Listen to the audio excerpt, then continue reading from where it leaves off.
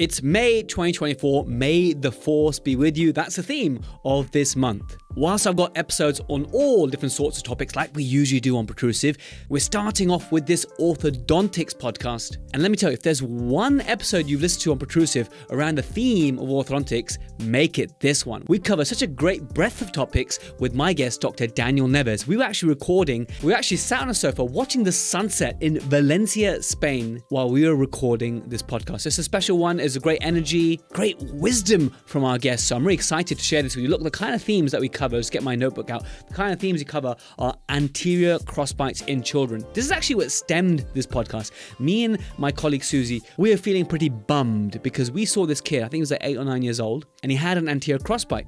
And we thought, wow, this is really suitable. We think this would be a great case for an orthodontist within our publicly funded system in the UK to do some interceptive treatment for this anterior crossbite. And we were bummed because the orthodontist declined it. The orthodontist said, let's wait until age 12, let's wait for all the teeth to come through and then refer this back. And I was really left scratching my head like, hang on a minute, I'm pretty sure an anterior crossbite is an indication for early treatment. So let's find out what Dr. Neves had to say about that. We also at the end talk about root resorption. What if you have root resorption?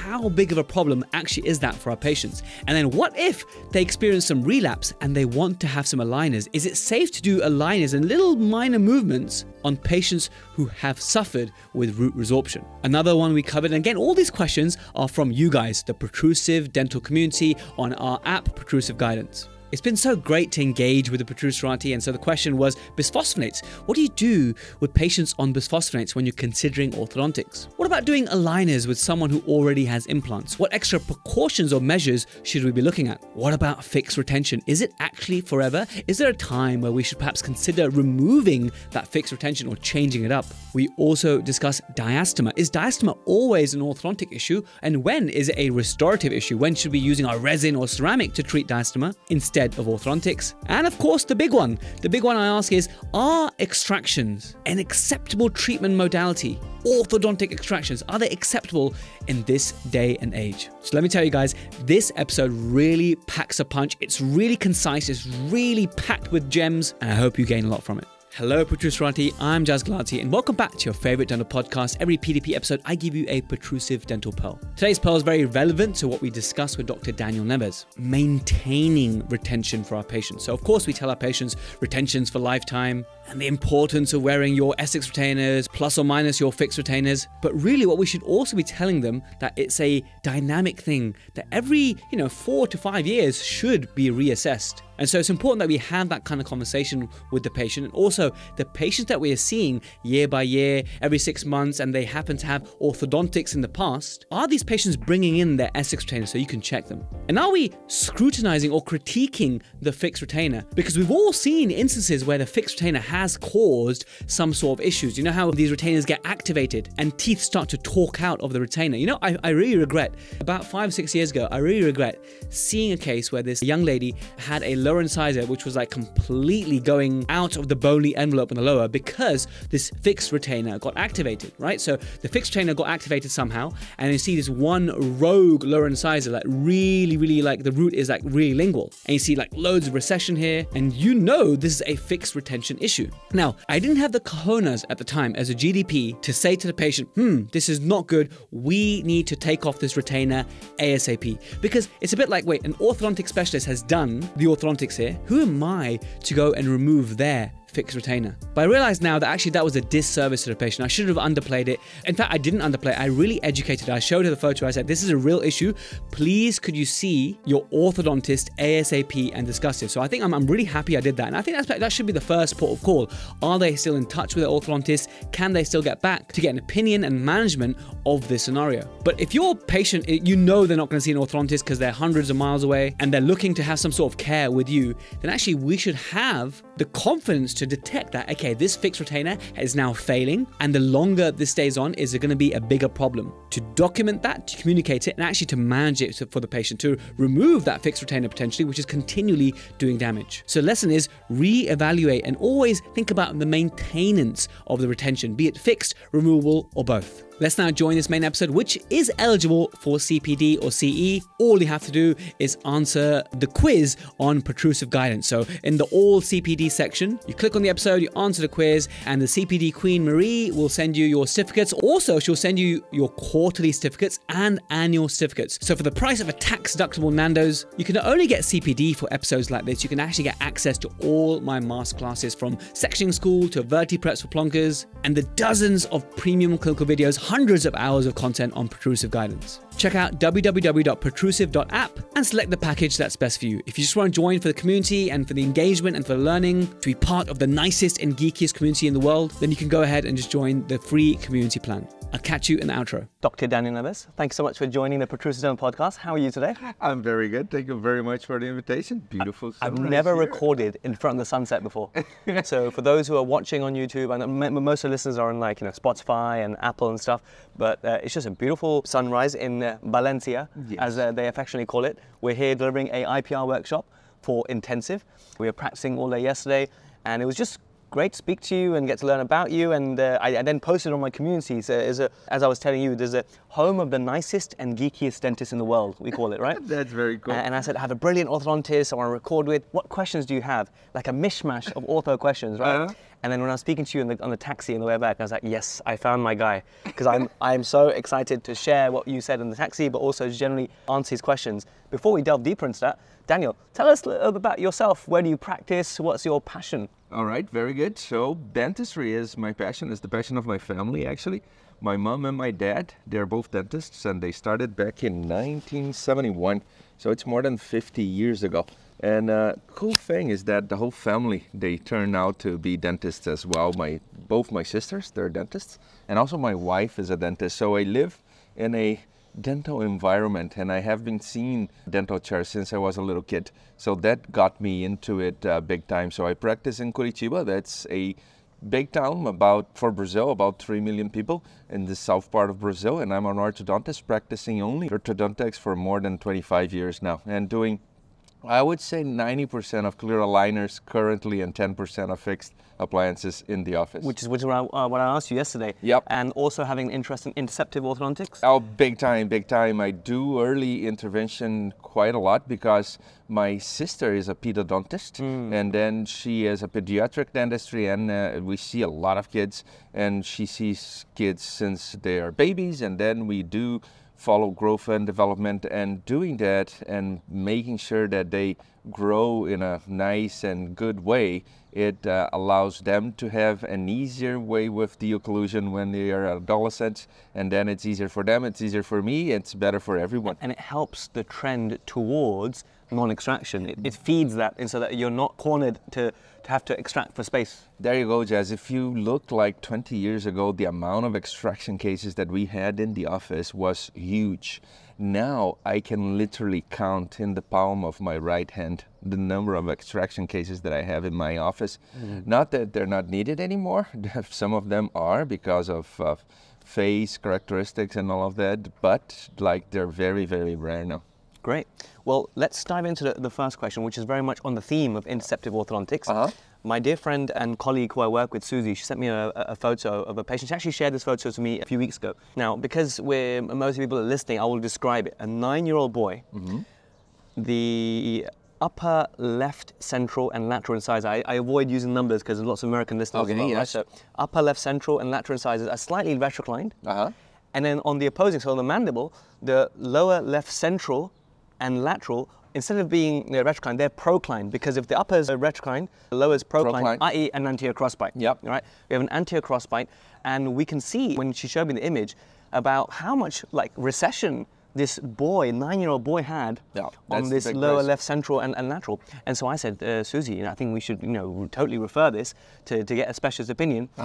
And I was really sad, Daniel, because 2 specialists, one nationally publicly funded and one even private, said, it's very difficult because there's no premolars yet. How can we help to retain an appliance without premolars? And I went away from that experience, and me and Susie were both like, maybe we're not so clever as we thought. Maybe these orthodontists are right, and we are like, we were silly to even ask. I felt like, oh my goodness, maybe my diploma in orthodontics has gone to waste.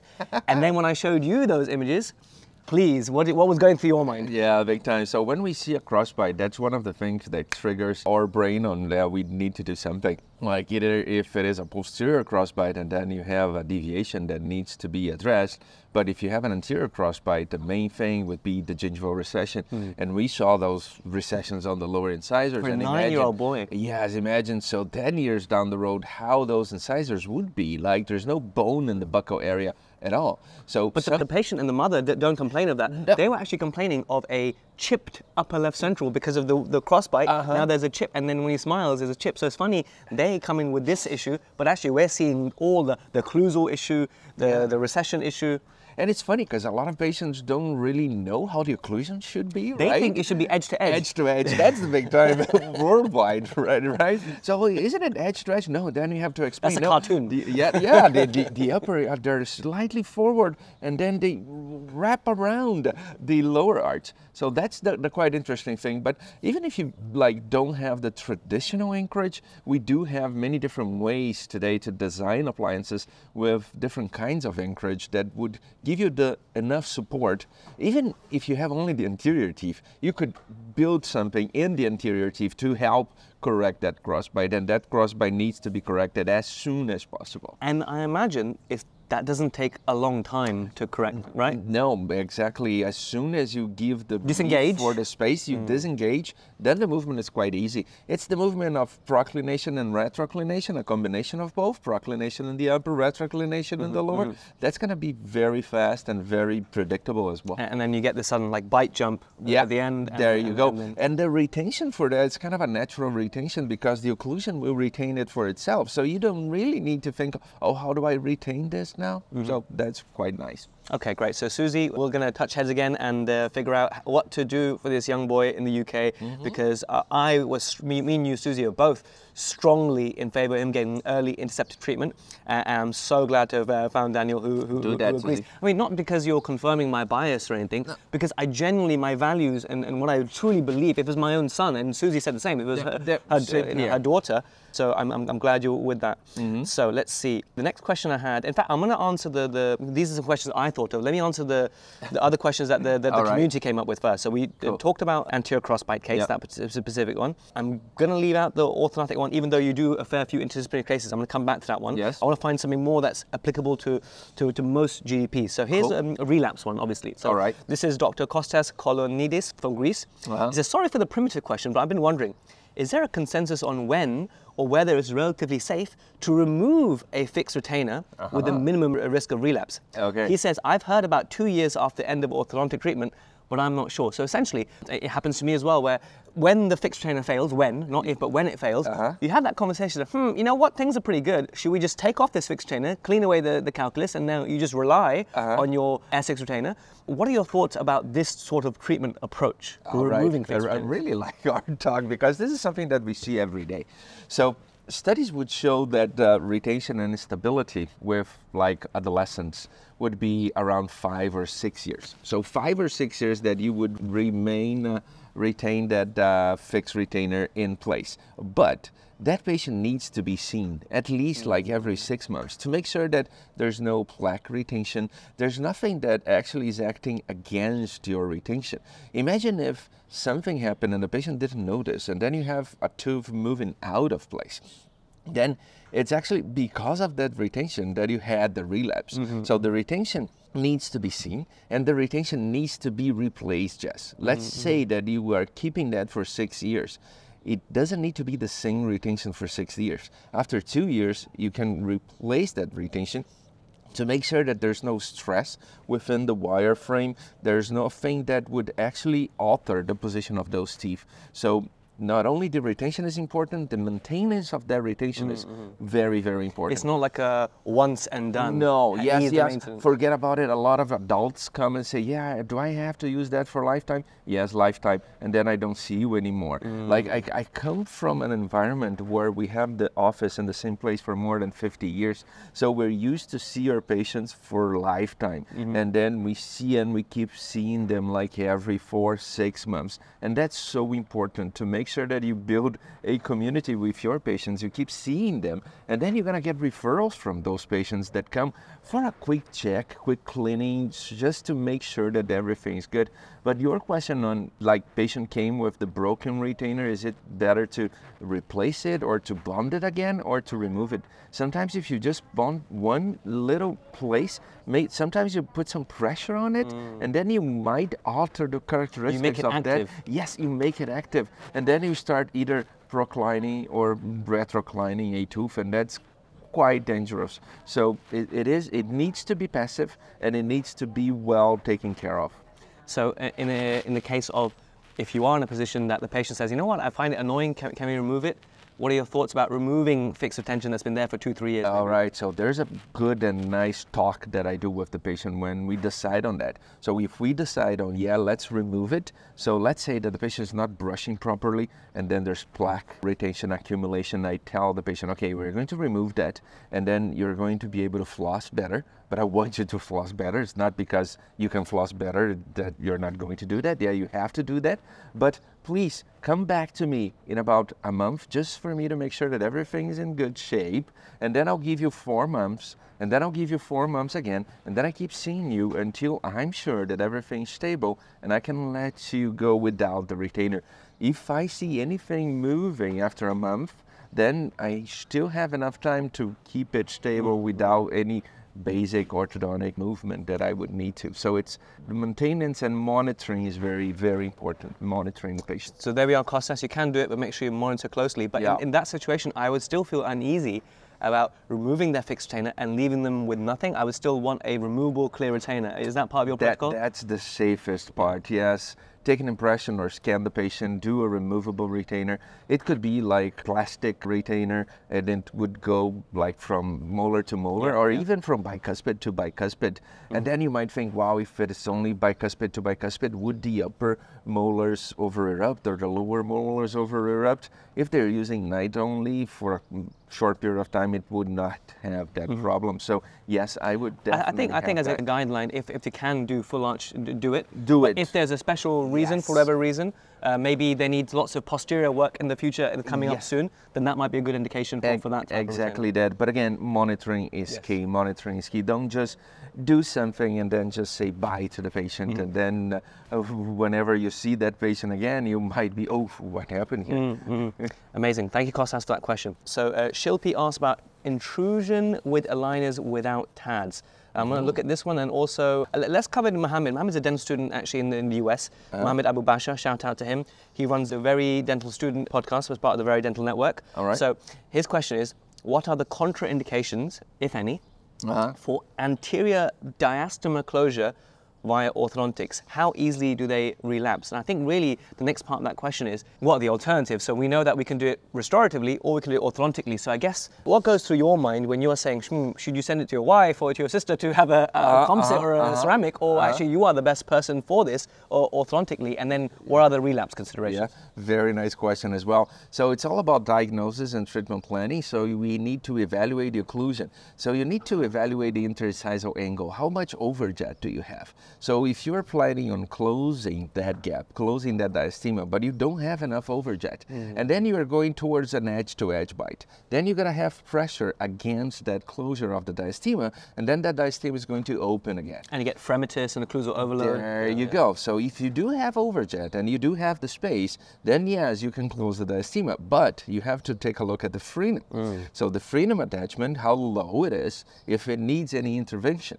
Now, next question. If it needs any surgical intervention in the frenum, when?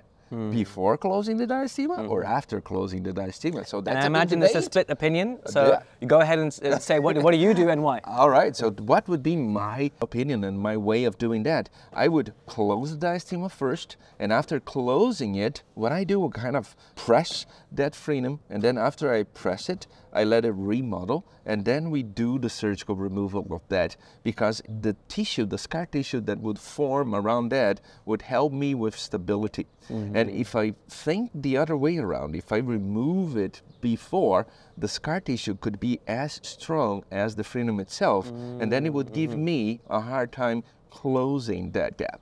That's a very good way to think about it. I like that. Okay, so there's a good justification there. What about looking at teeth that perhaps are like a Bolton's discrepancy? Maybe they're a bit thinner, the width is not adequate, and perhaps they would benefit from restorative volume. In that case, perhaps might be an indication for no ortho and treat purely restoratively. Am I in the right area? Yes, you're in the right area. So it's not because they have a freedom, that they have a gap, they have a diastema, that I need to intervene. I need to be the one closing that gap.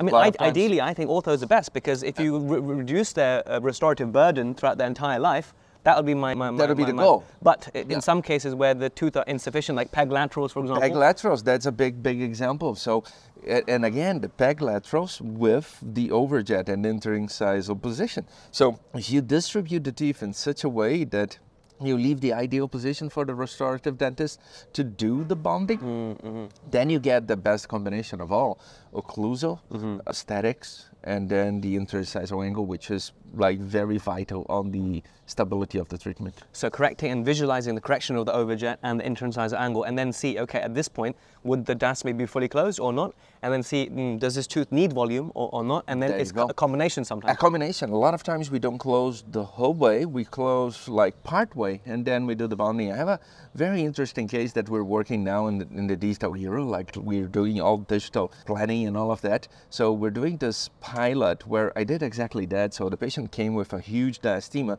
and I actually, instead of doing the full closure or just doing the restorations on the center incisors, I actually distributed the space in between the center incisors, in between the central and lateral incisors, and between the lateral incisors and the canine. So like multiple diastemas, like just generalized spacing. Instead of only one, I had 5 diastemas, but really small ones. Yeah. And when you do that, you have a smaller amount of resin, but distributed on those anterior teeth. And then again, it helps you with stability, and it helps you with the general overview of the occlusion.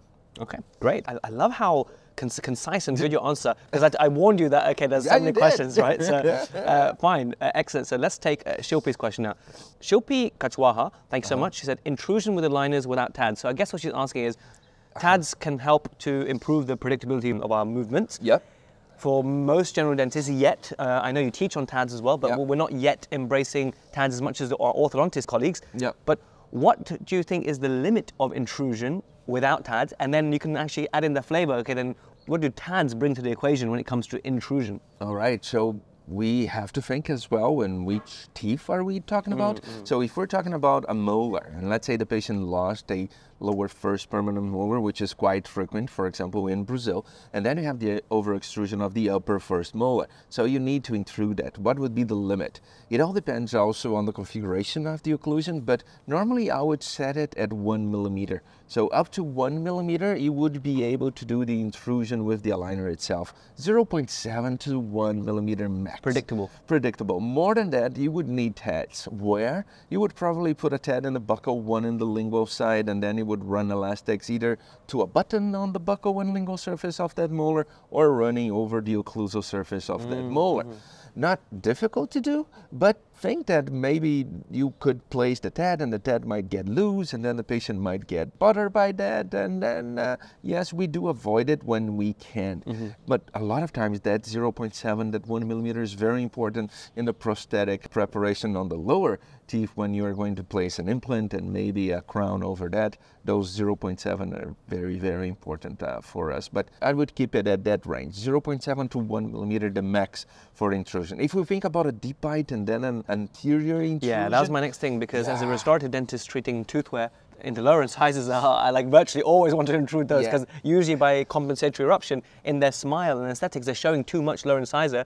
And if you add restorative resin or ceramic to the lower incisor, now you're showing even more. Even more. And then so we need that intrusion. Yes. Yes. So what is the limits of intrusion with and without TADs anteriorly? So without TADs and the anterior, then the anterior would go over the 1 millimeter limit, because then you can distribute that intrusion. We call it the frog intrusion. I kind of stage it, and then then I use the bicuspids as anchorage, and then I start intruding the canine. And then I use the canines as anchorage, intrude the incisors. Then I go back to the canines. Then I go back to the incisors. And then I do that staging. If I do that staging, I would multiply that number of millimeters that I could do in the anterior region. So I could go over that 1 millimeter, 1.5, even 2 millimeters would be like very good. It all depends on the curve of Spee and the age of the patient as well.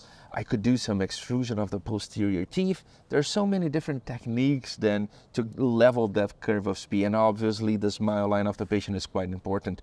But yes, on those cases we could also use TADs in the anterior region in the lower, and also on the anterior region in the upper for the gummy smiles patients. Gummy smile, and also maybe if you're going beyond 1.5 millimeters, 2 millimeters. I mean, the relative benefit here is if you're doing some degree of proclination, you get that relative intrusion. The relative intrusion. Now, when you say the 1.5, 2 millimeters, like let's say up to 1.5, that figure, is that true intrusion or does that include the relative intrusion? No, that was true, because with the relative, you would get very good intrusion. I have a lot of examples with like deep bites that you could barely see the lower incisors, but you could have relative intrusion with the protrusion of the upper and lower incisors, and then you have a normal overbite at the end of the treatment. So I would keep the 1.5 to 2 millimeters on the pure intrusion, not the relative one. And you brought a very nice concept, the relative intrusion, and actually the relative extrusion the other way around as well, when you retrocline the teeth. And that's one of the dangers of clear aligners when you close spaces. And then going back to the diastema question, if you try to close the diastema and you just close it and you retrocline it, then you can get the relative extrusion, you get deep bite and posterior open bite, which is a nightmare with the clear aligner treatment. Yes, no, and we have covered that before, so very good, and a great point made, good link. So I'll put in the show notes the episode we discussed about anterior interferences being a very key reason for posterior open bite with the aligners. Great, so now we can come on to, not just my question just yet, because Christos, I will not let you down, Christos. Christos Athanasoulis, what an international bunch, I love it. So he says, it's a very vague question, so let's pick a facet of it. He says, jaw issues in adults. Now, I don't know what he means yet, but he says, the role of orthodontic surgery, braces versus aligners. Okay, so it's like 5 questions in one. So let's give you your cake, Christos. Okay, so you've already answered braces versus aligners, that you do 90% aligner treatment, so we know that a lot of it is possible. All right. And I know the answer you're going to say here, but let's just have it in 20, 30 seconds. Are extractions an acceptable part of orthodontics in 2024? Yes, it is acceptable, but avoidable if you do the interceptive early on. And on those 90%, I would include the surgical cases. 100% of my surgical cases, they're done with clear aligners. Wow. That's cool. So we know the role of orthodontic surgery is there, and then we talk about, you mentioned in taxi yesterday, as a geeky taxi ride, surgery first. Surgery first. So tell us about doing the orthodontics first, then doing the surgery, or doing the surgery first, then the orthodontics. What are the current trends and philosophies? Yeah, surgery first is a concept that is being more and more in vogue now, but you need certain characteristics in order to do the surgery first approach. You need occlusion that would be stable when you do move that. So you do, like, again, you can do many different ways of digital planning, and then you can pretty much do the virtual surgery on that patient before you even touch. It's amazing. I was at AES-TMJ in Chicago, and what they showed, the simulation, was, the planning is just fantastic. Yes, and if you imagine the planning with the face, like how bad it was years ago and how good it is now, that you can actually see the face of the patient after surgery. So for patients that would benefit from the surgery first approach, let's say a class 2 malocclusion where you can bring the jaw forward, and then you have a pretty stable occlusion after you move that, and then you can finish that occlusion. For patients with TMD, patients that would have difficulty opening their mouth, pain and all of that, and then you could address those cases, and then you need to reposition the condyle as well, and then yes, those patients would benefit from the surgery first approach. But if you do the surgery first approach and you don't have a stable occlusion after you do the surgery, so if it's not the indication for the surgery first approach, you might have a lot of issues after the surgery. So it needs to be very good indication for that, and again, diagnosis and treatment planning is key. There's not one simple answer for everything. It's always diagnosis and treatment planning. And then you talked about technology and everything. Everything could be done like automatically by AI and all of that, but if there's not the intervention of us, the dentist, nothing is going to work. So we are always going to be there, and we are always going to be important. So don't worry, you're not going to disappear. You're not going to be substituted for a computer, right? No. We need the human touch. AI makes mistakes all the time. Oh, yeah. It's only like with our human touch that these treatments are possible. Brilliant. Christos, thanks so much for that question. So that's community questions done. I'm going to ask about root resorption. So all right, cool. I've got some patients who've had fixed appliances in the past typically, and when I take a periapical radiograph of their anteriors, the upper anteriors, for example, centrals, maybe 50 to 70% resorption.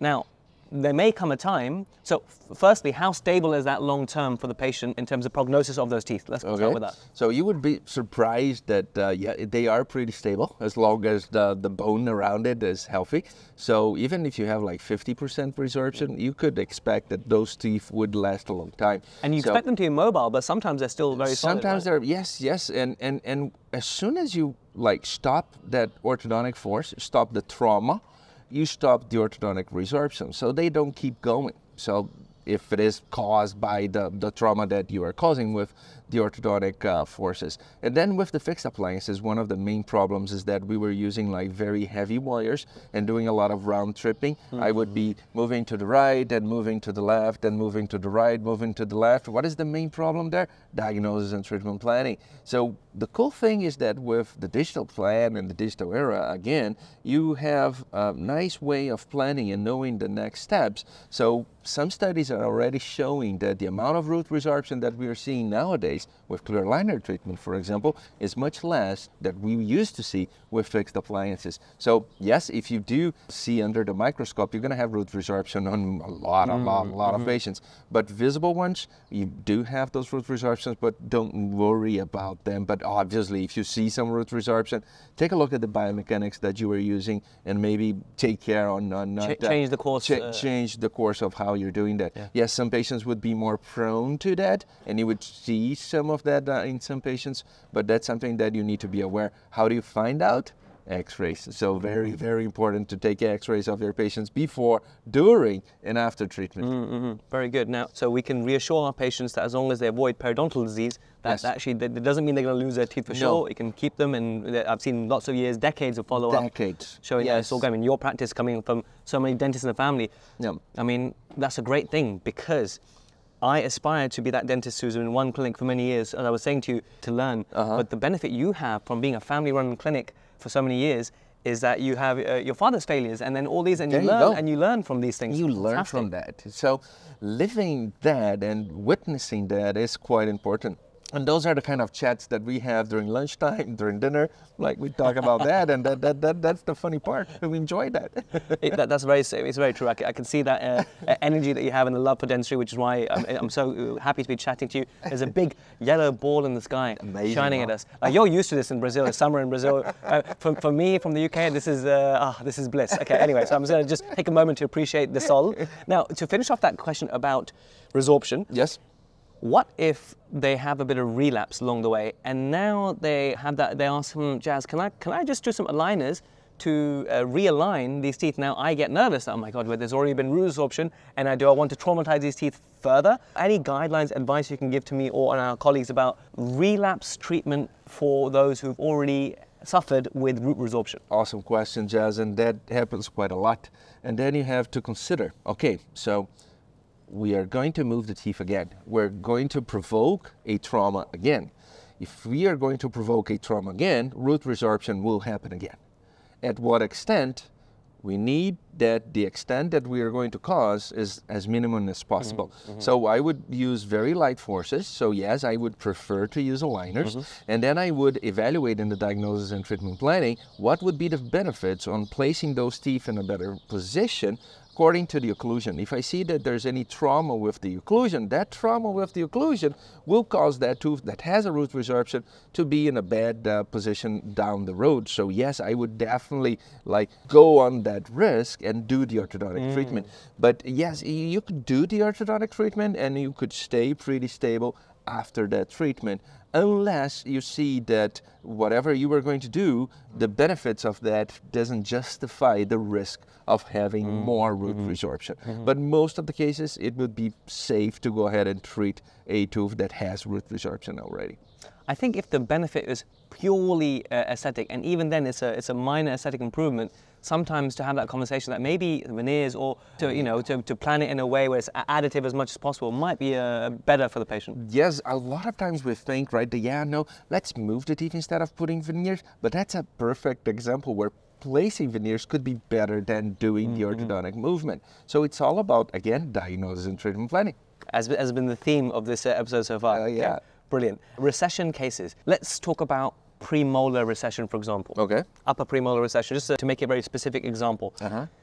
When we are suggesting orthodontic treatment of that, we are always mindful of our movements to not cause further recession. Now, assuming that oral hygiene has been controlled, the toothbrush trauma has been controlled, how can we predict how much worse the recession could be through orthodontics? And I'm always visualizing the way the roots are moving when you're doing treatment. Perfect. A lot of the time, when the premolars are, let's say, in standing a bit, and if you give it buccal torque, crown torque, if you like, or palatal root torque, is there any evidence that you could be improving the recession? Can you get the premolars to go back in the bone and the bone grow over it? I don't know. This is really I'm genuinely interested. Yeah, and that's a very nice example. And I do have some cases that I show during my lectures that show exactly that. So sometimes you have the narrow arches, but they are narrow because of the lingual inclination of those bicuspids. Yeah. So when you do the slash expansion slash, you're not actually relative expansion. Relative expansion. There you go. So you're doing actually the proclination, you're uprighting those teeth.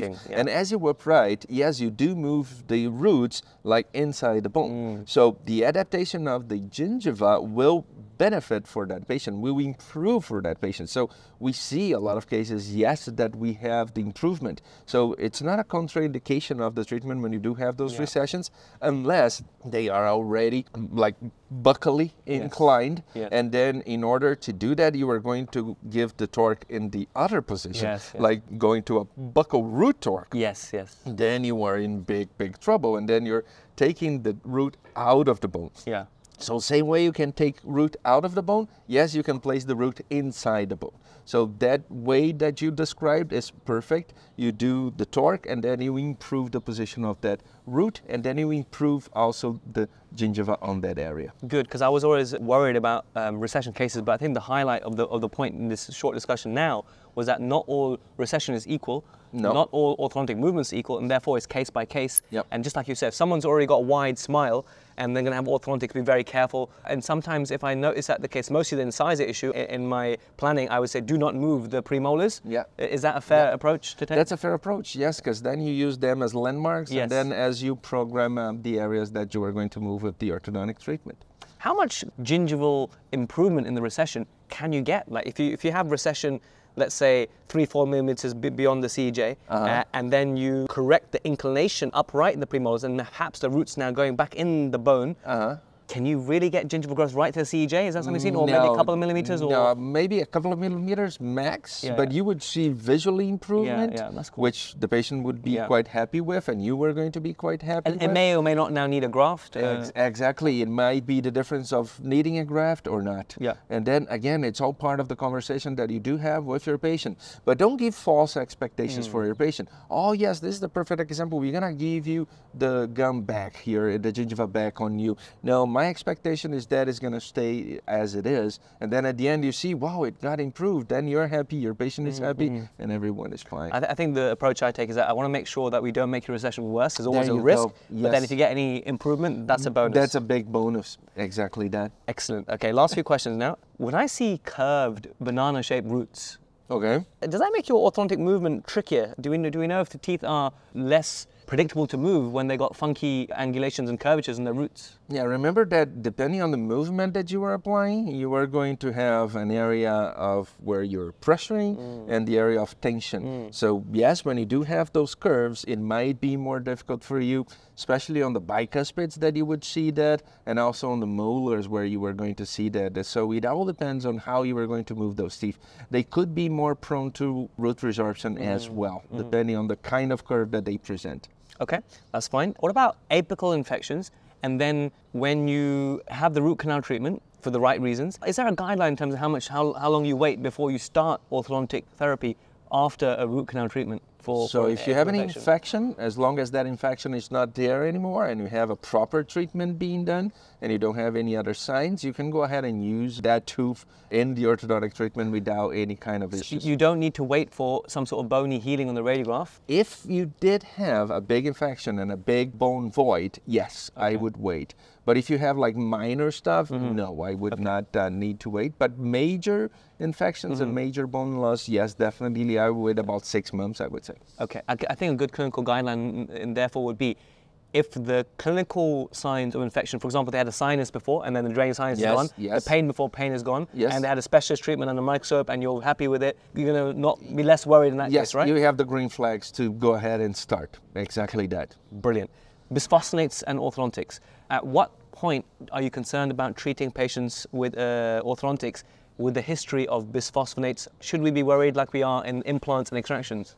I think so, yes. And I think it's the same kind of concern that you would have with any area. And then having the care and having all the monitoring on that patient as good as you can, that would be the way to go. Okay, and so it's the same as we worry more about IV bisphosphonates and definitely. Everything has to be a conversation with the patient. Yes, conversation with the patient. Okay, last question now. Okay, so right, and then we're going to head to the workshop. Okay, so aligners around implants. Now we know obviously we can't. Oh, that's a good question. We can't move implants, right? We can't move titanium. Yes. So often what I would do on my planning is select the implant tooth and say do not move. But am I missing a trick here? Perhaps I'm thinking, should we be planning a movement on that implant to gain some sort of anchorage advantage? If there is, and I'm not utilizing that yet. So any advice about when you already have implants and therefore you're now working on the teeth around the implants? Any guidelines for aligners for implants? Okay, so we mentioned about the landmarks, right? So we would use that implant as a landmark, and that landmark is immovable, but a very good source of anchorage, a very good source of anchorage. So if I'm planning an arch form, I can plan the arch form around that implant. It doesn't matter that the arch form is going to go through that implant line, but I can create an arch form around that implant and maybe later change the crown position to that new arch form that I am forming. But I use that implant as an anchorage source, either for arch forming or for elastics when you have a class 2 or class 3, or even on intrusion. You could use that as a very good, helpful way of doing that. So we think about TADs as an accessory, but implants are a huge accessory. And when you go to the interdisciplinary gig, you would do that. So, and when you think, well, I have an implant, it's immovable, but remember that you can reposition the crown. So you can use that to reshape the orthodontic treatment. And then if you need to change the crown later, that's fine, as long as you understand that the implant is not moving, but you can replace the crown later in a different position. For example, you can do some mesialization or distalization, and then you just cut part of the crown, and then later on you change the crown, you do whatever change you would need. IPR on the IPR on the implant crown. Implant, yes. So when you get the movement, and then you replace the crown in the future. Perfect. But you're still selecting it as not movable. You're not planning any orthodontic movements in it to amplify movement, but I am planning the movement around it. Around it, yes. Daniel, thank you so much. Honestly, that was like a quick blast of ortho questions. I love your enthusiasm for dentistry. To meet the energy that you bring, it's great, and it's been great to connect with you here in Valencia. We'll definitely keep in touch, my friend. Definitely. And guys, if you've got any more questions, send them in. Maybe I have a feeling I'll be seeing you again in the future. So. Awesome, for sure. And please tell us, how can we follow you on social media? I mean, you do so much teaching. Like last year, you went to 33 countries teaching. Tell us how we can learn more from you, how we can follow you. Yeah, so I have lots of fun, like visiting different countries, different cultures, different people, and that's what makes me happy, and that's what engaged me so much. So you can follow me on Instagram, at Doc Daniel Neves, so Doc Daniel Neves. You would follow me wherever I will be traveling to and teaching, or I can meet you on a congress worldwide, anywhere in Congress near you soon. Yes, yes, exactly that. So yes, let's stay in touch, definitely. Brilliant. I'll put your Instagram handle in the show notes. Cool. Very Awesome. approachable orthodontist, and you know, just so forward thinking. It's been really great to meet you. Thanks so much. Thank you very much, Jess. Well, there we have it, guys. Thank you so much for listening all the way to the end. What did I say? What did I say? It was good, right? It was so gem-packed. This is what Protrusive is all about. So thank you to my guest, Dr. Daniel Neves. Check him out on Insta. He is absolutely fantastic. What a guy. You can get 45 minutes of CPD. Why not? You've listened all the way. You've watched all the way. You deserve the certificate. So just go ahead to Protrusive Guidance app or the website www.protrusive.app.